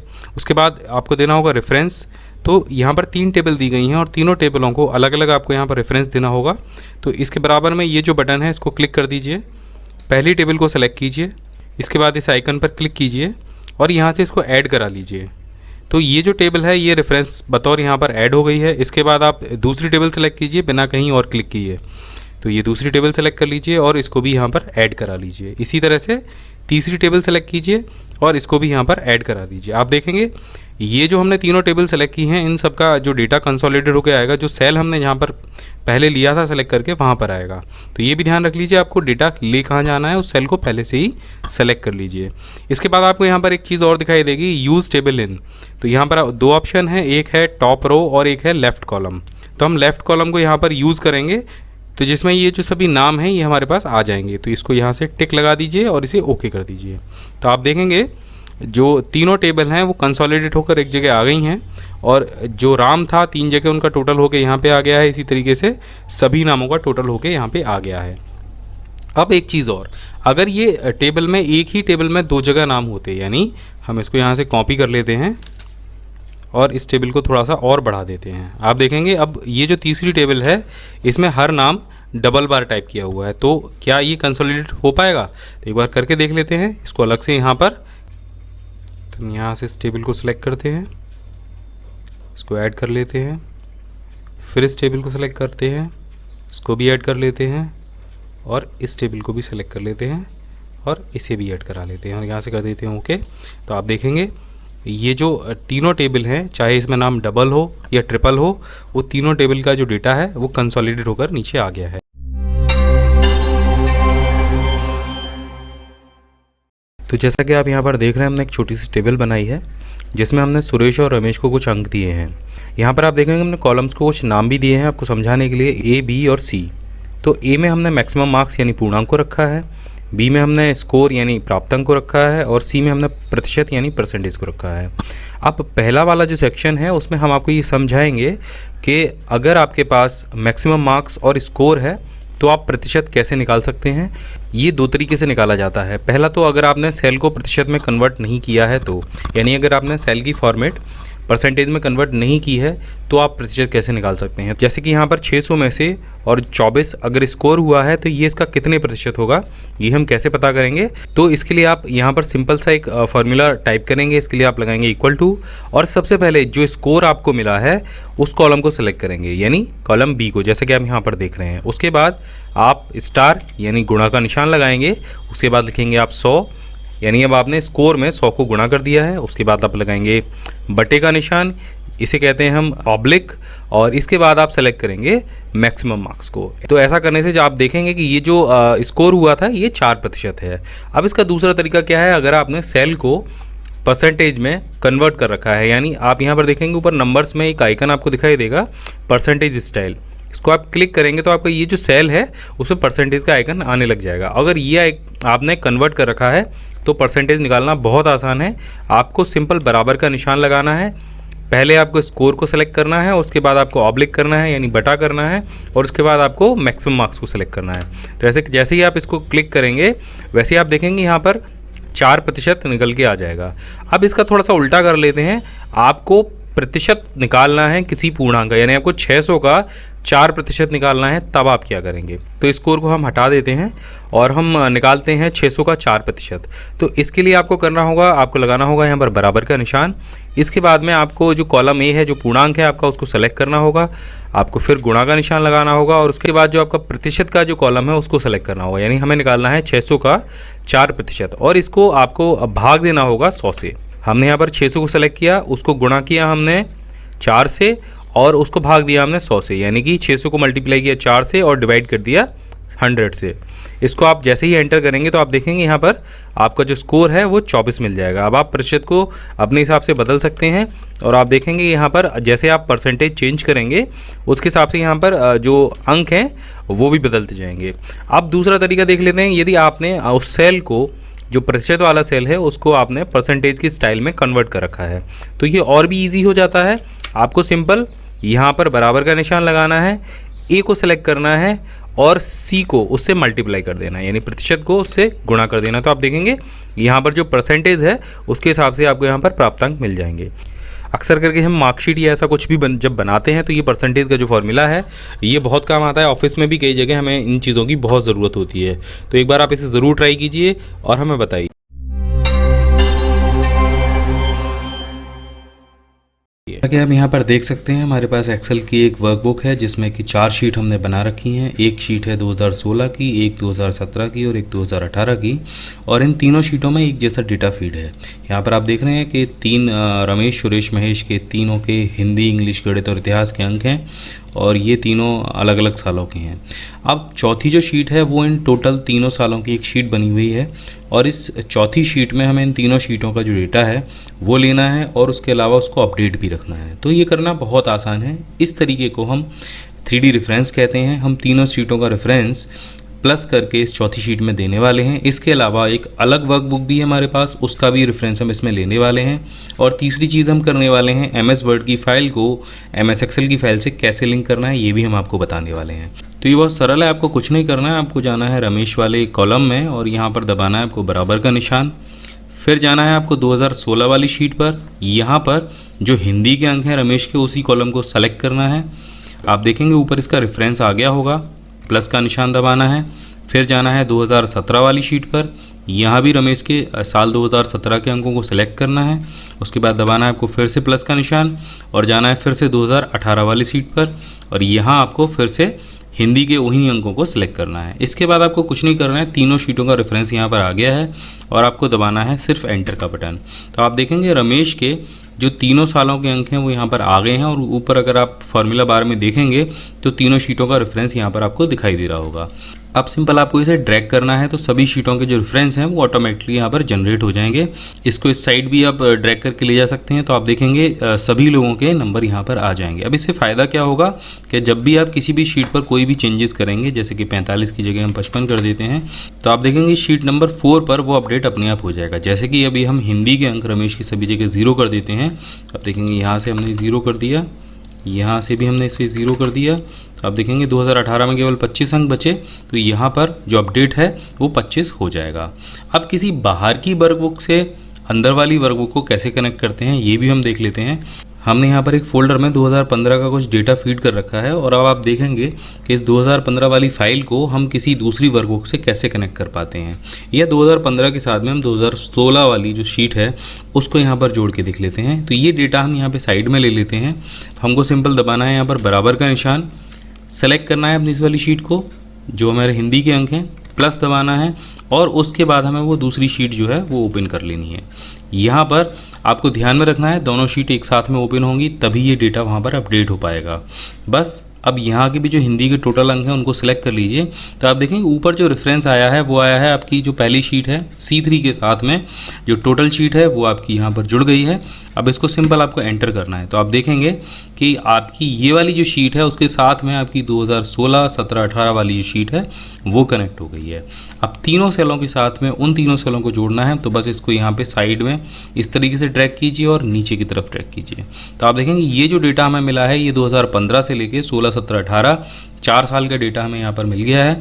और अगर पिछले वर्कबुक में हम कोई भी चेंजेस करते हैं, जैसे कि यहाँ पर आप देखिए किसी भी सन में हम यहाँ पर कोई चेंजेस करते हैं तो जो इफ़ेक्ट है वो इस शीट पर अपने आप आ जाएगा। इसके अलावा आप देख लेते हैं कि MS वर्ड को एक्सेल से कैसे लिंक करते हैं और कैसे एक्सेल की वर्कशीट के जो रेफरेंसेस हैं वो MS वर्ड में कैसे देते हैं। यानी अगर आप MS एक्सेल में कोई भी अपडेट करते हैं और वो शीट आपने दे रखी है MS वर्ड में तो कैसे वो वहाँ पर ऑटोमेटिक अपडेट हो पाएगी। आमतौर पर हम लोग करते कैसे हैं ये मैं आपको बता देता हूँ। हम कोई भी शीट को सेलेक्ट कर लेते हैं कुछ इस तरीके से और इसे कॉपी और पेस्ट कर देते हैं MS वर्ड में। लेकिन यहाँ पर आप देखेंगे जब आप इस तरीके इसको कॉपी और पेस्ट करते हैं तो ये डेटा है वो अपडेट नहीं होता है। अब यहाँ पर कोई भी चेंजेस हम करेंगे तो वो MS वर्ड में अपडेट नहीं होगा। अपडेट कैसे होगा इसका एक बहुत सिंपल तरीका है, बस आपको कुछ स्टेप फॉलो करने होंगे। हम इसे शीट को हटा देते हैं तो यहाँ पर जाते हैं हम शीट पर, इस शीट को सेलेक्ट कर लेते हैं और कॉपी कर लेते हैं। सिंपल यहाँ तरीका तो आप बिल्कुल सेम है। आप जाते हैं MS वर्ड की शीट पर और यहाँ पर आपको पेस्ट का ऑप्शन दिखाई देगा। आपको पेस्ट पे नहीं जाना है, आपको जाना है पेस्ट स्पेशल पे। यहाँ पर आपको 2 ऑप्शन दिखाई देंगे, एक पेस्ट का और एक पेस्ट लिंक का। आपको पेस्ट लिंक पे क्लिक करना है और ऊपर आपको ऑप्शन दिखाई देगा Microsoft office excel worksheet object. इसको सेलेक्ट कर लीजिए, ओके कर दीजिए। अब आप देखेंगे जो आपकी शीट थी वो यहाँ पे लिंक हो गई है और जो सारे लिंक हैं वो आपके अपडेट रहेंगे हमेशा। अब इसको सेव कर लीजिए। अब देख लेते हैं कि हमारे लिंक अपडेट होंगे या नहीं होंगे। हम यहाँ पर कोई बदलाव करते हैं, हम 100 की जगह यहाँ पर 200 कर देते हैं, इसको सेव करते हैं, जाते हैं MS वर्ड की शीट पर। आप देखेंगे भी 200 नहीं हुए हैं, कुछ नहीं है, कोई दिक्कत नहीं है। आप राइट क्लिक कीजिए, अपडेट लिंक का ऑप्शन आपको यहाँ पर मिल जाएगा, इसे अपडेट कर दीजिए। आप देखेंगे यहाँ पर 200 हो गए हैं। इसके अलावा इस फाइल को जब भी आप क्लोज करके दोबारा से ओपन करेंगे तो भी ये लिंक अपडेट हो जाएंगे। अगर आपके सिस्टम में नहीं होते हैं तो आप ऑफिस बटन पर जाइए, वर्ड ऑप्शन पर जाइए, यहाँ पर आप जाना है आपको एडवांस के ऑप्शन पर और यहाँ आपको नीचे दिखाई देगा जनरल का ऑप्शन, ये वाला। अब आपको यहाँ पर दिखाई देगा update automatic link eight open, इस पर क्लिक कर दीजिए और ओके कर दीजिए। अब जब भी अगली बार इस शीट को आप क्लोज करके और ओपन करेंगे तो डेटा अपने आप अपडेट हो जाएगा। एक बार मैं आपको करके दिखा देता हूँ। यहाँ पर हम 200 की जगह 500 कर देते हैं, इसको सेव कर देते हैं और अपनी वर्ड वाली फाइल को दोबारा से खोलते हैं। यहाँ पर ये हमसे पूछ रहा है कि आप अपडेट करना चाहते हैं, इसे यस कर दीजिए। आप देखेंगे डेटा अपने आप ऑटोमेटिक अपडेट हो गया जो आपने एक्सेल की शीट से लिंक किया था। तो इस तरीके से आप 3D रेफरेंस का इस्तेमाल कर सकते हैं वर्ड एक्सेल की फाइल को जोड़ने के लिए, अपने एक्सेल की वर्कशीट्स को जोड़ने के लिए और अलग अलग वर्कबुक को जोड़ने के लिए।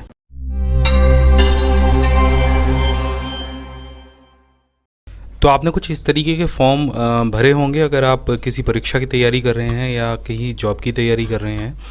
वहाँ पर आपको इस तरीके का मिला होगा कि आपकी जन्मतिथि आप बताइए और 1 जनवरी 2018 को यहाँ पर हमने उदाहरण के लिए एक आयु ली है, लेकिन आपको कोई भी एक डेट मिल सकती है जहाँ पर आपको ये बताना होता है कि इस डेट को आपकी एज कितनी है।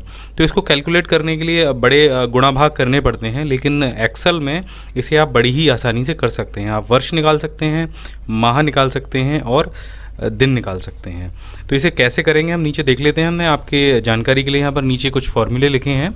तो एक्सेल में आज का दिन निकालने के लिए हम फॉर्मूला टाइप करते हैं इक्वल टू टुडे और इसको ब्रैकेट में बंद कर लेते हैं, इससे आज की डेट आ जाती है।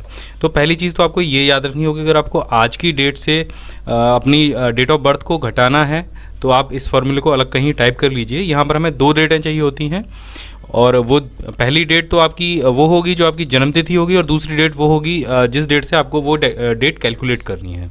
तो हम यहाँ पर 1 जनवरी 2018 को कैलकुलेट करने वाले हैं कि वहाँ पर कितना वर्ष और कितने दिन और कितने माह होते हैं। तो इसके लिए सबसे पहले आपको अपने विंडोज़ में एक सेटिंग करनी होगी डेट को ठीक करने के लिए, क्योंकि आपने देखा होगा कि एक्सेल में जब डेट टाइप करते हैं तो किसी दूसरे कंप्यूटर में वो अलग तरीके से आती है, आपके सिस्टम में कुछ डेट अलग तरीके से आती है, कहीं महीना पहले आ जाता है, कहीं बाद में आ जाता है।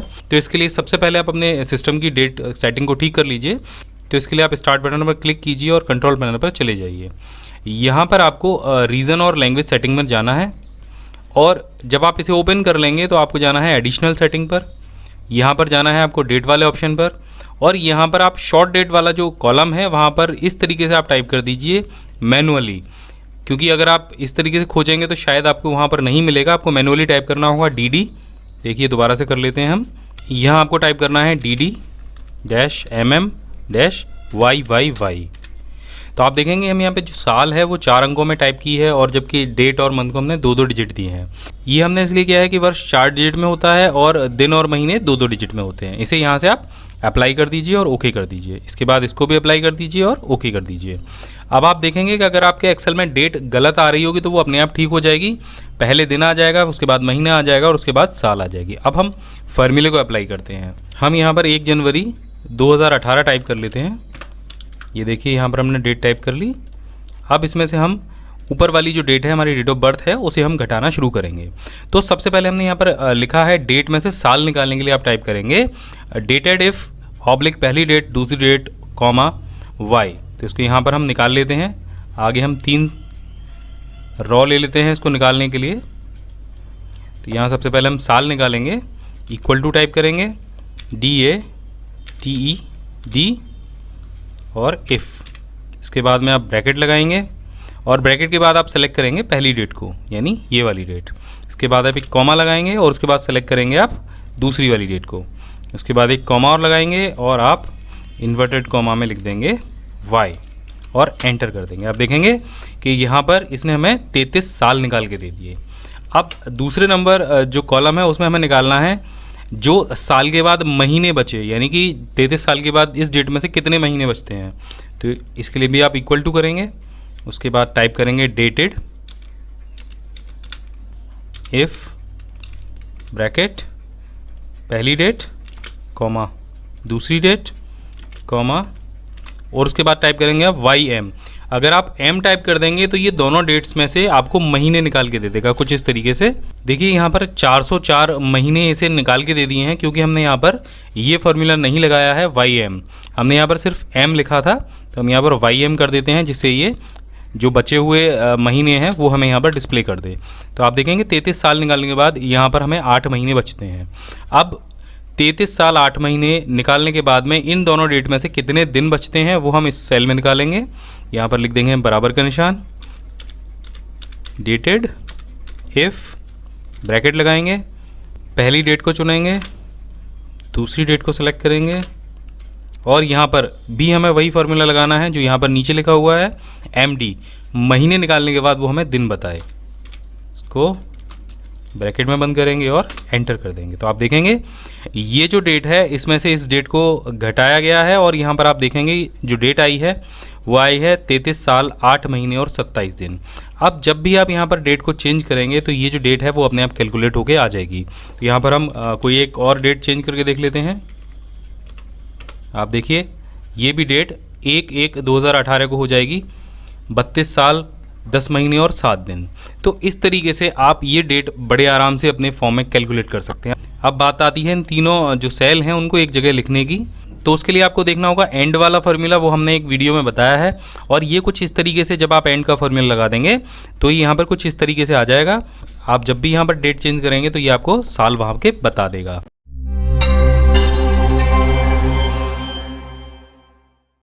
तो जैसा कि आप लोग देख रहे हैं हमने यहाँ पर एक लिस्ट बनाई है एक्सेल में, जिसमें कि कुछ नाम हिंदी में लिखे हुए हैं और वही नाम हमें आगे इंग्लिश में भी लिखने हैं। इस टेबल में उनकी उम्र भी है। तो ये नाम इंग्लिश में लिखने के लिए एक्सेल में कोई ट्रांसलेट ऑप्शन नहीं होता है कि आप इसे सीधे सीधे ट्रांसलेट कर पाएँ। तो इसके लिए हम थोड़ी सी जुगाड़ लगा लेते हैं। हम ये जो टेबल है इसको कॉपी कर लेंगे, सेलेक्ट करके आप इसको Ctrl+C कर लीजिए, और इसके बाद google.com खोलेंगे और गूगल पर सर्च करेंगे गूगल शीट्स, क्लिक करेंगे। ये जो पहला रिजल्ट है आप उस पर चले जाएंगे। गूगल शीट्स जो होता है वो बिल्कुल एक्सेल की तरह ही एक ऑनलाइन टूल है, और ये बिल्कुल फ्री है। अगर आपके सिस्टम में MS एक्सेल नहीं है तो आप गूगल शीट्स का भी इस्तेमाल कर सकते हैं, और ज़रूरत पड़ने पर गूगल शीट्स की फ़ाइल को एज अ एक्सेल डाउनलोड कर सकते हैं। ये माइक्रोसॉफ्ट एक्सेल में भी बड़े आराम से खुल जाती हैं। तो यहाँ पर आप ब्लैंक शीट पर क्लिक करेंगे, और यहाँ पर जो आपने मेरी टेबल बनाई है उसको पेस्ट कर लेंगे। तो यहाँ पर हम किसी भी सेल को सेलेक्ट कर लेते हैं। ये बिल्कुल एक्सेल की तरह ही काम करता है। तो यहाँ पर वो सारे टूल दिए गए हैं जो MS एक्सेल में दिए गए होते हैं। तो यहाँ पर हम अपनी शीट को पेस्ट कर लेते हैं। आप देखेंगे जो शीट हमने एक्सेल में बनाई थी वो गूगल शीट्स पे आ गई है, और अब हमें ये जो नाम है ये इंग्लिश में टाइप करने हैं। तो इसको सिंपल आप बड़े आराम से यहाँ पर ट्रांसलेट कर सकते हैं। आपको लगाना है बराबर का निशान, टाइप करना है गूगल। तो आप देखेंगे जैसे ही आप गूगल टाइप करेंगे तो नीचे आपको गूगल ट्रांसलेट का ऑप्शन यहाँ पर मिल जाएगा। इस पर क्लिक कर दीजिए।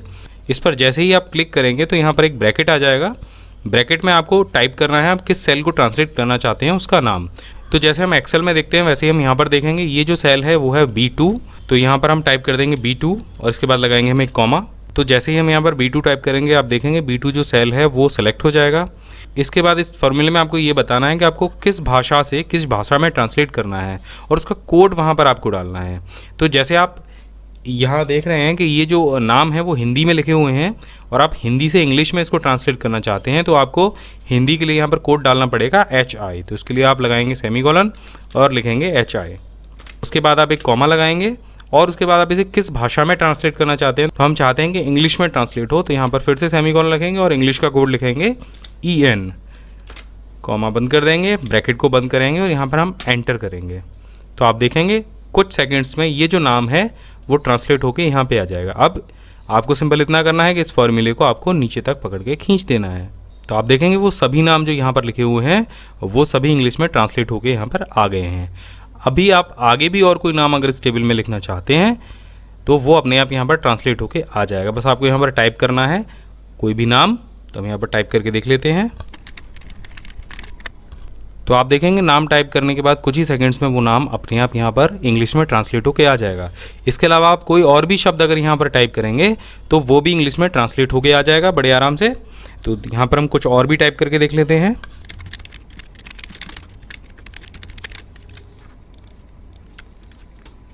तो आप देखेंगे हमने यहाँ पर माई बिग गाइड भी टाइप किया है तो वो भी इंग्लिश में हो गया है, और हमने यहाँ पर टाइप किया है मुझे घर जाना है तो वो भी इंग्लिश में ट्रांसलेट हो गया है। तो इस तरीके से आप अपने एक्सेल शीट को गूगल डॉक में ले जाइए और वहाँ पर उसे पेस्ट कीजिए। अब इसे दोबारा से एक्सेल में ले जाने के लिए आपको सिंपल इसे सेलेक्ट करना है, Ctrl+C करना है, एक्सेल की शीट ओपन करनी है और जहाँ पे भी आप इसे पेस्ट करना चाहते हैं वहाँ उस सेल को सेलेक्ट कीजिए और पेस्ट कर लीजिए। तो इस तरीके से आप अपने एक्सेल शीट में लिखे हुए नामों को बड़े आराम से इंग्लिश में ट्रांसलेट कर सकते हैं। तो ये तरीका आप ज़रूर अपना के देखें अगर आपके पास भी कोई ऐसी शीट है जिसमें लिखे हुए नामों को आप इंग्लिश में ट्रांसलेट करना चाहते हैं। या फिर आप गूगल पर टाइप कीजिए माई बिग गाइड, तो सबसे ऊपर mybigguide.com का रिजल्ट मिल जाएगा। लर्निंग जोन दिया गया है, इसके अलावा इंटरनेट, यूट्यूब और प्रिंटिंग के टिप्स और ट्रिक्स भी यहाँ पर दिए गए हैं। यहाँ पर अगर आप नीचे स्क्रॉल करेंगे तो यहाँ पर हमने कंप्यूटर नोट्स दिए हैं जो सभी प्रकार की प्रतियोगी परीक्षाओं के लिए बहुत उपयोगी होते हैं। बस इस पर आप क्लिक कीजिएगा और कंप्यूटर नोट्स यहाँ पर ओपन हो जाएंगे। ये बिल्कुल सीरीज वाइज दिए गए हैं और यहाँ पर सबसे इंटरेस्टिंग चीज़ नीचे दी गई है कंप्यूटर सामान्य ज्ञान क्विज। यहाँ पर हमने 50 से ज़्यादा ऑनलाइन क्विज दिए हैं जिनसे आप अपना कंप्यूटर ज्ञान परख सकते हैं। तो यहाँ पर आपको दिखाई देगा अनसुलझे प्रश्नों के आसान जवाब जो अक्सर करके आपके दिमाग में आते होंगे। हमने डार्क इंटरनेट के बारे में बताया है, ब्लू व्हेल गेम के बारे में बताया है, कॉल ड्रॉप क्या होता है ये भी हमने बताया है, इंटरनेट का मालिक कौन है ये भी बताया है, वाईफाई या लाईफाई क्या होता है। तो अगर इस तरीके का कोई भी प्रश्न आपके दिमाग में है तो आप यहाँ पर जाकर उसको सर्च कर सकते हैं। आप देखें कि ये लिस्ट बहुत लंबी है, लगभग 132 चीज़ों के बारे में हमने यहाँ पर बताया हुआ है। तो ये 132 आर्टिकल आपके बहुत काम आने वाले हैं।